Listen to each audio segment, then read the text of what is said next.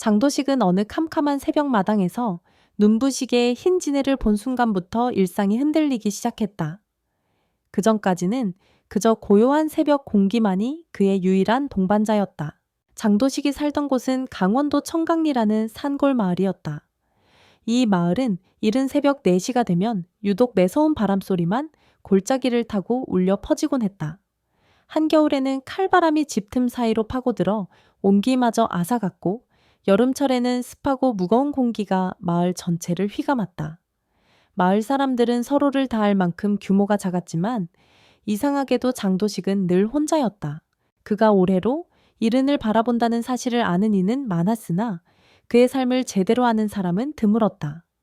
아내가 세상을 떠난 뒤로 그는 줄곧 마당 앞에 앉아 하늘만 바라보며 시간을 보냈다. 마을 행사나 노인회 모임에 나오는 적도 거의 없었다. 이장조차 그를 어떻게 대해야 할지 몰라 심부름을 부탁할 일이 있으면 아이들을 시켜 슬쩍 편지를 건네곤 했다. 그러나 그는 원래부터 그렇게 날을 세운 사람은 아니었다. 젊었을 때는 농사철이면 새벽부터 논밭에 나가 온종일 일했고, 가을이면 수확의 기쁨을 마을 사람들과 함께 나누기도 했다. 하지만 아내가 떠난 뒤 그의 마음 어딘가는 굳게 닫힌 채 시간 속에 녹아들었다. 농사는 여전히 그의 일상이었지만 누구와도 깊은 이야기를 나누지 않는 은둔 같은 생활이 계속되었다.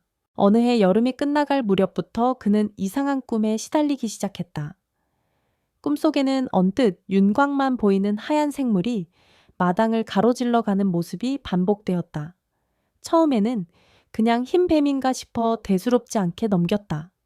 하지만 그것이 지네인 것 같다는 느낌이 점차 뚜렷해지자 괴헨스레 불안감이 깃들었다.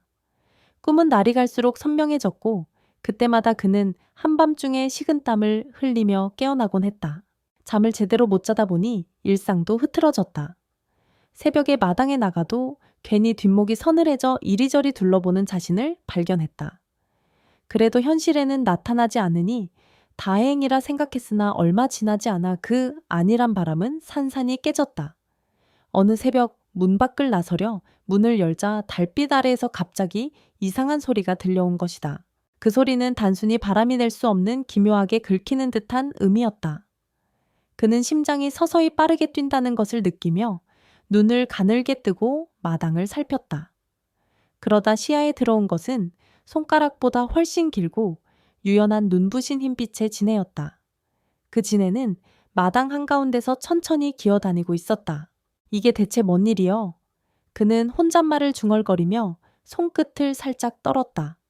보통 때라면 농작물을 갉아먹는 해충 따위는 바퀴라도 밟아버리듯 잔혹하게 없애려 했을 텐데 이 흰 지네 앞에서는 이상하게 그러지 못했다.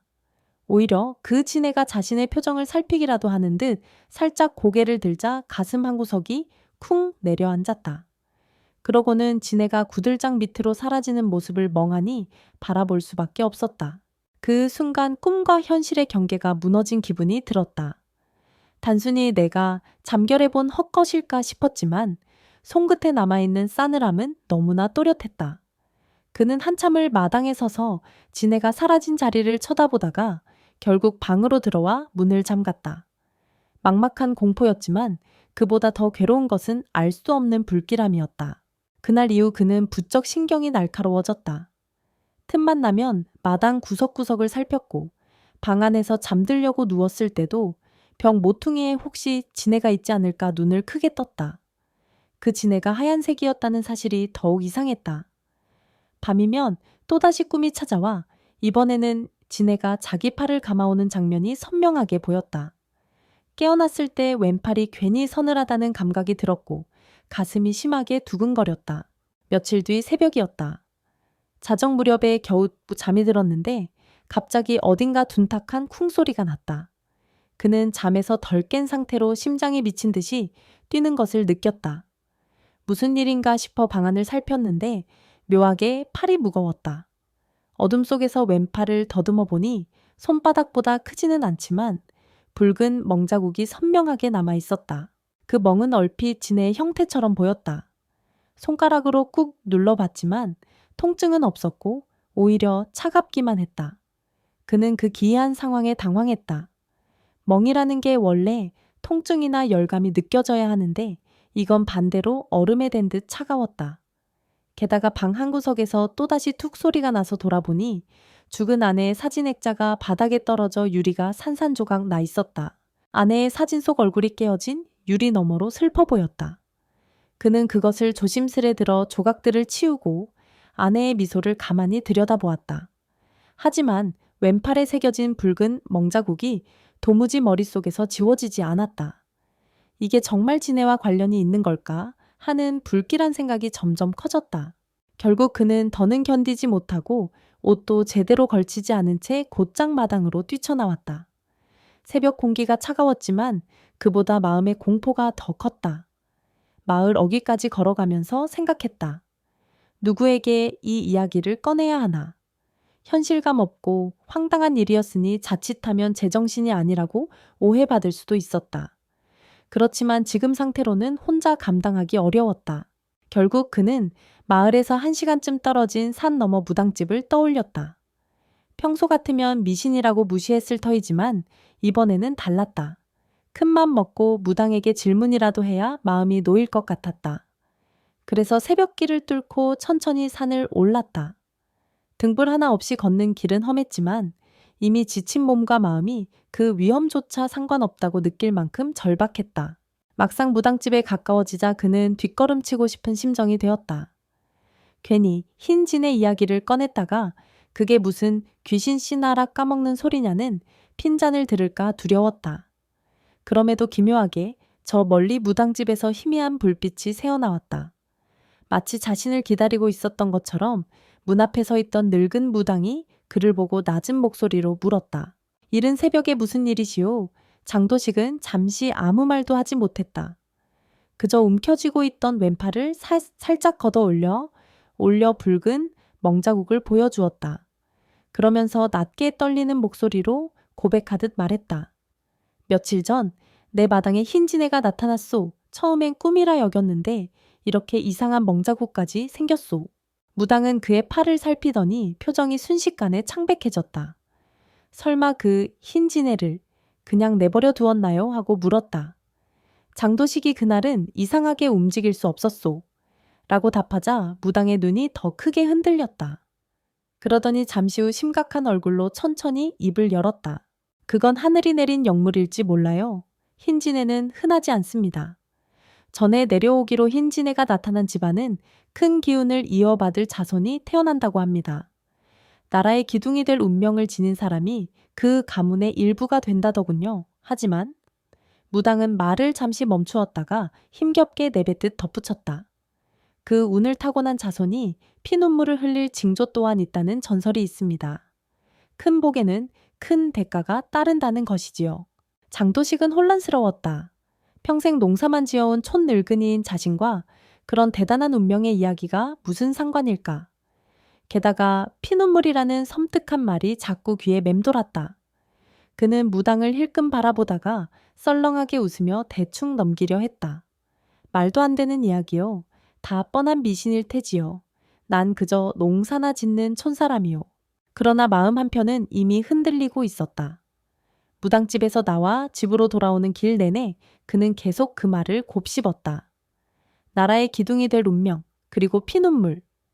문득 몇 해 전부터 서울에서 사법고시 공부를 하고 있는 아들 장우석이 떠올랐다.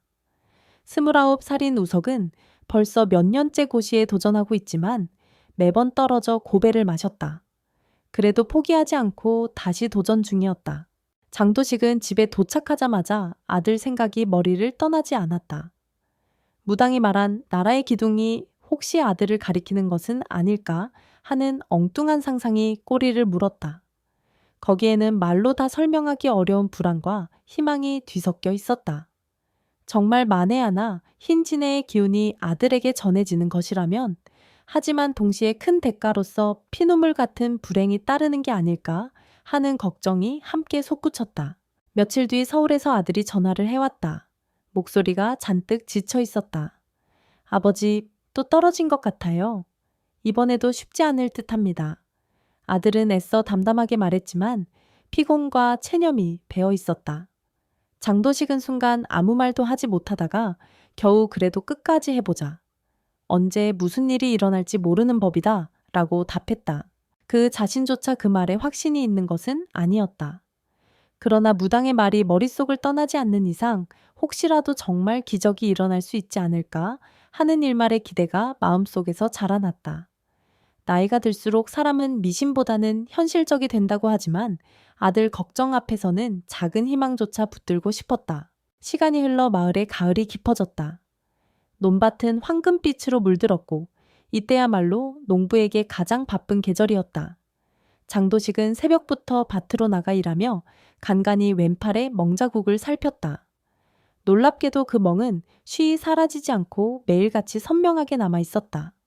이웃이 혹시라도 보고 물으면 부딪혀서 생긴 거다 라고 대충 얼버무렸지만 속으로는 그 기묘한 흔적이 괜히 신경 쓰였다.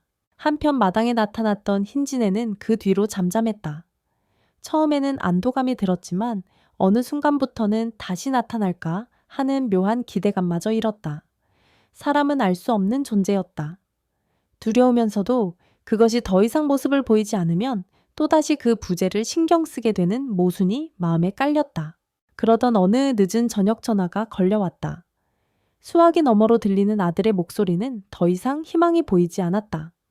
아버지, 저 이젠 정말 힘들어요.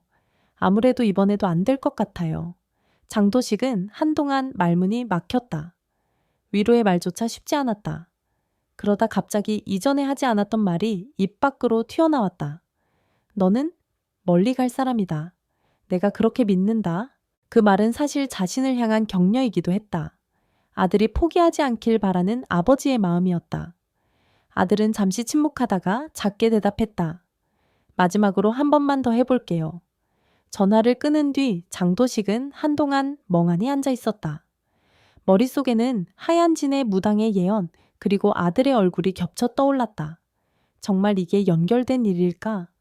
어쩌면 어리석은 미신일 뿐일 텐데 그래도 마지막까지 희망을 버리기 싫었다. 그렇게 가을이 지나고 겨울이 찾아왔다. 밤이면 칼바람이 지붕을 흔들어댔고 낮에는 찬바람이 모서리를 돌아 들어오곤 했다. 장도식은 어느덧 잦은 감기 기운에 시달리면서도 논밭을 둘러보고 지내는 단순한 일상을 멈추지 않았다.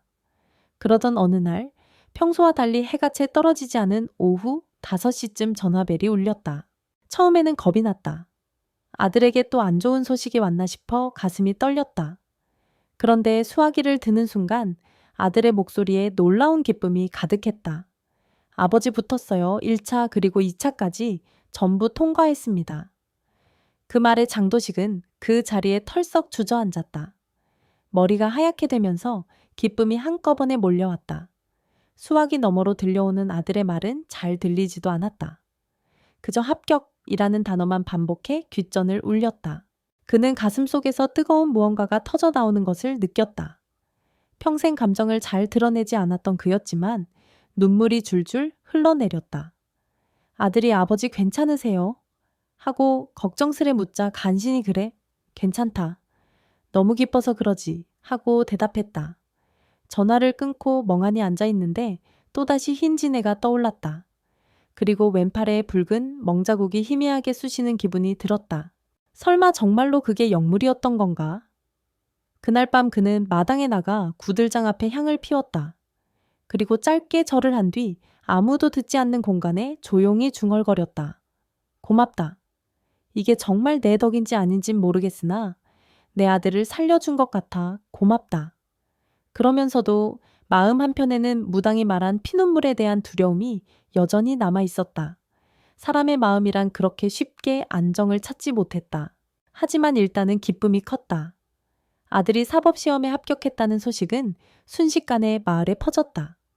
평소에 장도식을 그냥 말수 적은 노인 정도로만 알던 사람들도 이제는 저마다 판사 아버지라 부르며 떠들썩하게 축하 인사를 건넸다. 마을 회의에도 나와보라는 권유가 쏟아졌고 노인회에서도 예전에는 말도 꺼내지 않더니 함께하자고 열심히 손짓했다. 장도식은 그렇게 갑자기 유명해진 것이 어색했다. 내가 뭐 대단한 일을 했나. 아들이 열심히 해서 붙은 거지 라고 말했지만 사람들은 무당의 예언과 흰진의 이야기를 추측하며 호들갑을 떨었다. 떠들썩한 소문은 훌쩍 커져 어느 날은 지역 신문 기자까지 찾아와 강원도 상골에서 시작된 법조 신화 배경은 흰진해하는 식의 이야기를 써가려 했다. 그제야 그는 민망하고 난감하다는 것을 제대로 실감했다. 얼마 지나지 않아 그의 마당은 매일같이 찾아오는 사람들로 붐비기 시작했다.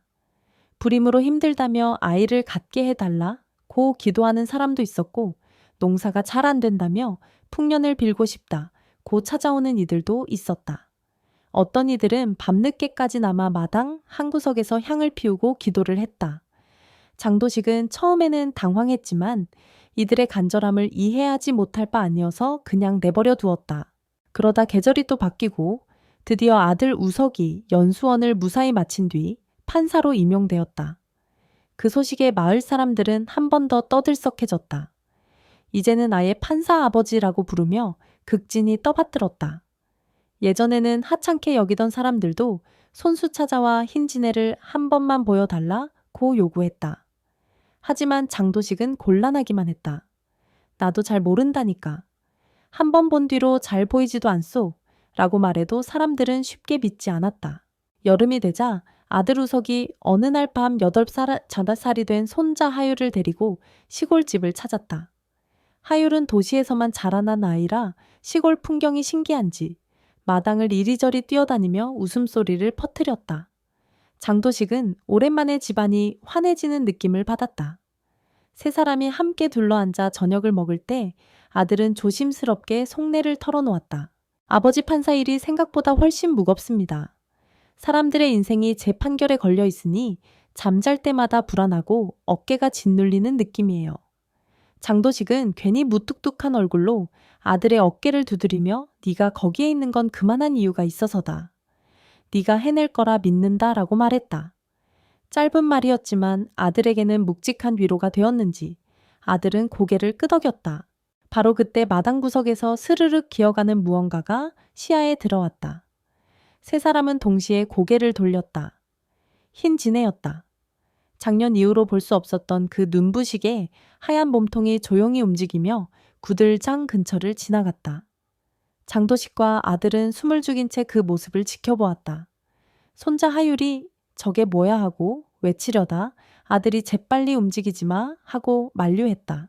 그러나 장도식은 이상하게도 그 지네가 무섭지 않았다. 오히려 반가운 듯한 마음까지 들었다.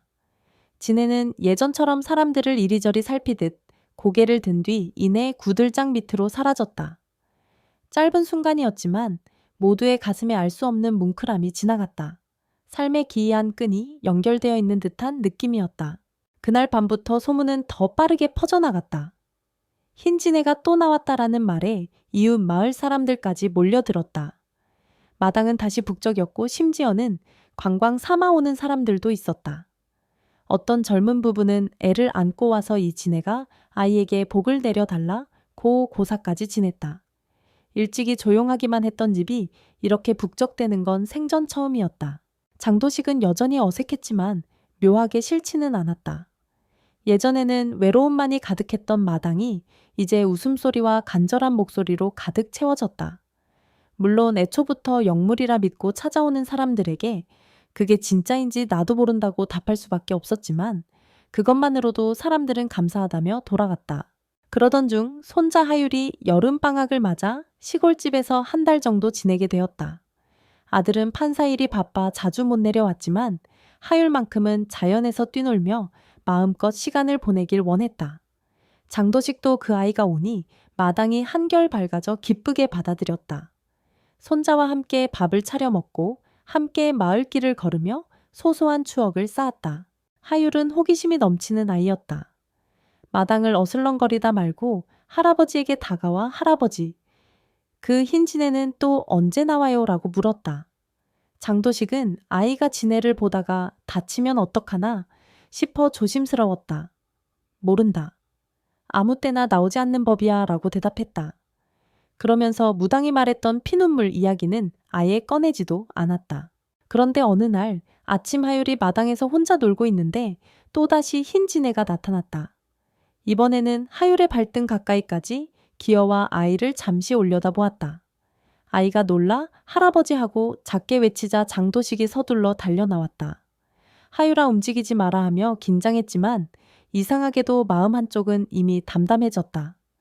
지네는 아이를 바라보다가 마치 너도 이 집안의 운명이구나라고 말하는 것처럼 조용히 고개를 끄덕이더니 구들장 밑으로 사라졌다.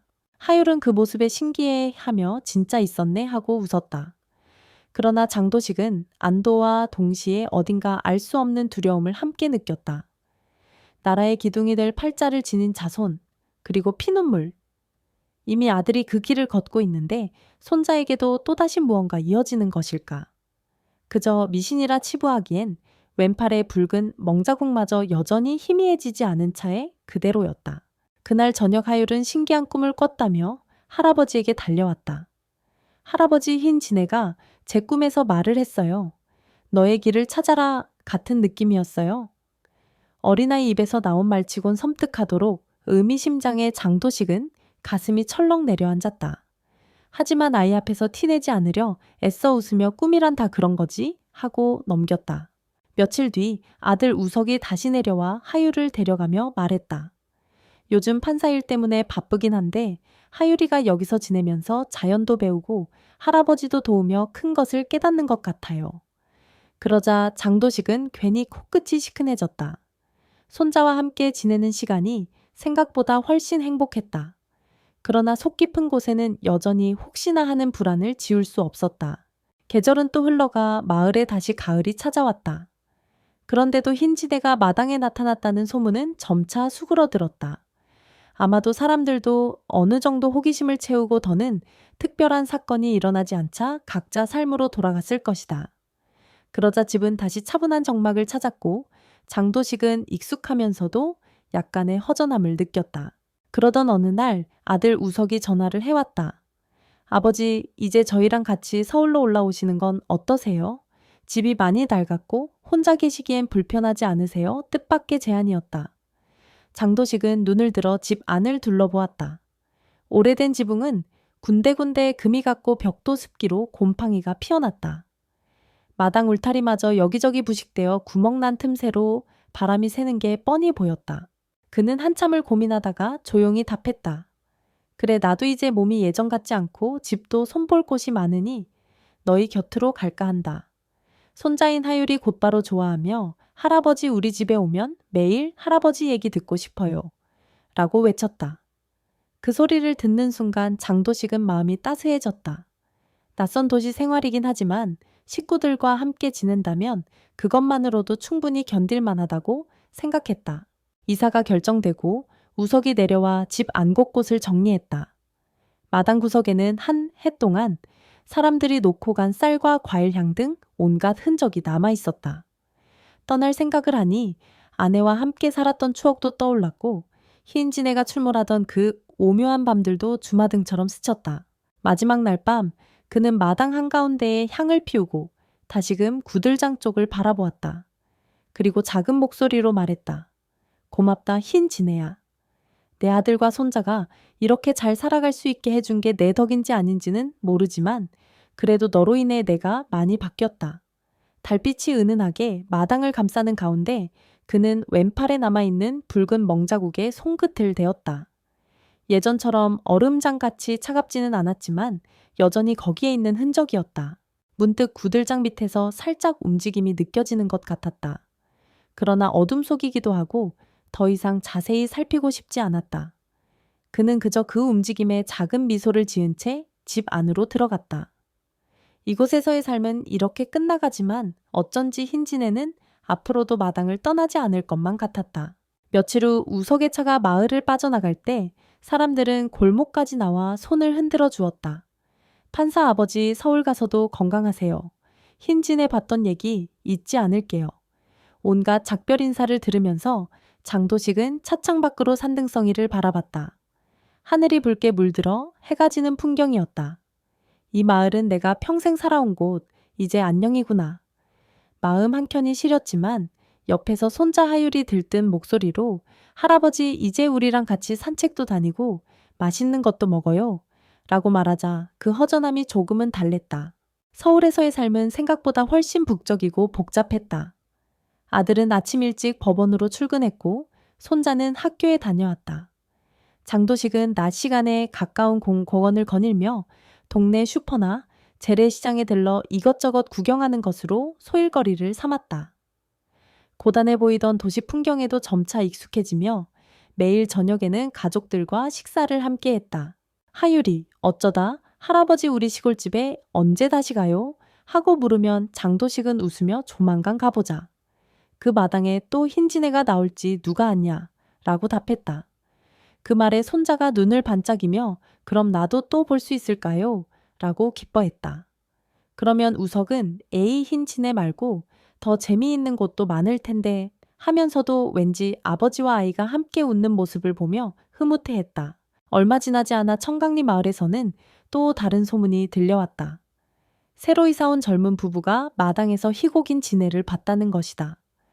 그 부부는 곧바로 동네 사람들에게 우리 아이에게도 복을 주었으면 좋겠다며 호들갑을 떨었다. 마을 사람들은 그 흰 지네가 아직도 사는 모양이네. 복이 끝나지 않았나 보다라고 은근히 즐거워했다. 하지만 그 모든 소문은 이제 장도식과 직접적인 연이 없었다. 그는 굳이 사실을 확인하지 않았다. 흰지네가 진짜 영물인지 아니면 다만 색소 돌연변이로 생긴 특이한 곤충인지 혹은 전혀 알 수 없는 초자연적 존재인지는 중요하지 않았다. 중요한 것은 그것이 자신의 인생을 바꿔놓았다는 점이었다. 그는 어느 밤 갑작스레 떠오른 추억에 아내의 사진을 꺼내들었다. 사진 속 아내는 여전히 환하게 웃고 있었다. 여보, 우리 이렇게 다시 모였소. 아들도 손자도 잘 지내요. 그 흰진의 얘기를 하면 왠지 웃음이 나오. 혼잣말을 하다 보니 언젠가 무당이 말했던 나라의 기둥과 피눈물 같은 말이 새삼 떠올랐다. 그러나 아들은 이미 자신만의 소명을 찾아 열심히 살아가고 있었고 손자도 스스로 길을 찾으려 애쓰며 자라날 것이었다. 설령 어떤 시련이 닥쳐도 이젠 가족이 함께라면 버틸 수 있으리라 믿었다. 그 순간 창밖에서 바람이 불어 작은 나뭇가지를 흔들었다. 서울의 밤하늘은 별이 거의 보이지 않았지만 머릿속에는 청강리 마당에서 반짝이던 별빛이 여전히 선명했다. 그리고 그 별빛 아래서 사라지던 하얀 지네의 자태도 떠올랐다. 모든 것이 꿈처럼 흐릿하면서도 또렷하게 가슴 한복판에 남아 있었다. 그렇다. 어떤 이에게는 미신이고 누군가에게는 환상이겠지만 그것이 장도식에게는 분명 실제였다. 그는 그 사실을 믿음으로 삼았다. 그렇게 흰지네와의 은근한 동행은 끝났지만 더 큰 인연과 운명의 길을 열어주었기에 어찌 보면 여전히 함께하는 것이라 할 수 있었다. 그토록 고요하기만 했던 농부의 삶이 가족을 향해 열렸고 그 덕분에 비로소 더 따뜻한 내일을 준비할 수 있었다. 잠자리에 들기 전 그는 문득 왼팔을 쓸어보았다. 거기에 남아있던 붉은 지네 모양의 멍자국은 언젠가부터 서서히 흐릿해지고 있었다. 완전히 사라진 것은 아니었지만 전에 느꼈던 오싹함은 더 이상 없었다. 그저 잔잔한 기억으로서 그의 몸 어딘가에 스며들어 있었다. 그는 조용히 불을 끄고 누웠다. 어둠 속에서 창문 틈새로 바람 소리가 들려왔다. 그 바람이 마치 청강리 계곡의 소리를 닮아 있었다. 혹시나 하얀 지네가 꿈속에 찾아와 또 무언가 속삭일지도 모른다는 생각에 이번에는 오히려 두려움보다 설렘이 앞섰다. 그는 미소를 지으며 천천히 눈을 감았다. 이미 세상은 변해 있었고 그 한가운데에 가족과 함께하는 삶이 펼쳐져 있었다.